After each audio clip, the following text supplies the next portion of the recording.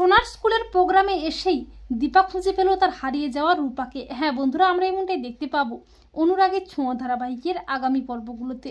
রূপাকে কোথাও খুঁজে না পেয়ে দীপা একেবারে পাগলের মতো হয়ে যায়। দীপা রাস্তায় রাস্তায় ছুটতে থাকে উদ্ভ্রান্তের মতো, কোনো হুঁশ থাকে না।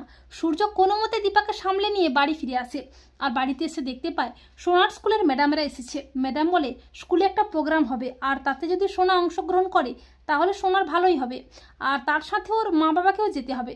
সূর্য ও দীপার ইচ্ছা না থাকলেও সোনার কথা ভেবে বাড়ির সবার চাপে পড়ে সূর্য ও দীপা স্কুলের অনুষ্ঠানে যেতে রাজি হয়ে যায়।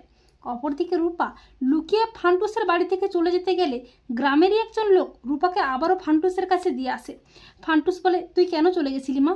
তোকে আমি শহরে নিয়ে যাব, অনেক বড় স্কুলে পড়াবো। পরদিন সূর্য ও দীপা সোনাকে নিয়ে স্কুলের প্রোগ্রামে যায়, আর বিন্দি ফান্টুস রূপাকে নিয়ে শহরে সেই স্কুলেই আসে। রূপা বলে, এটা তো আমাদের স্কুল, এই স্কুলেই তো আমি হিংসুকুটি পড়তাম, কত মজা করতাম। আজকে তো স্কুলে প্রোগ্রাম হচ্ছে, নিশ্চয়ই হিংসুকুটিও এখানে আসবে। অপরদিকে দীপার মনটা অস্থির হয়ে ওঠে রূপার জন্য। দীপা বলে, আমার কেন মনে হচ্ছে রূপা আমার আশেপাশেই আছে। এরপর হঠাৎই দীপা রূপাকে দেখতে পেয়ে যায়, আর দীপা চিৎকার করতে থাকে। দীপার চিৎকার শুনে রূপা বলে, মা, মা ডাকছে আমাকে। এরপর হঠাৎই রূপা দীপাকে দেখতে পেয়ে যায়, আর দীপা রূপাকে জড়িয়ে ধরে আকুল হয়ে কাঁদতে থাকে। দীপা বলে, রূপা মা, মা আমার, তোকে কত খুঁজেছি। তখন রূপা বলে, মা, রূপাও তো তোমাকে খুঁজেছে, কিন্তু রূপা তোমাদের কাছে নেই, তাও তোমরা হিংসুকুটিকে নিয়ে স্কুলের অনুষ্ঠানে এসেছো।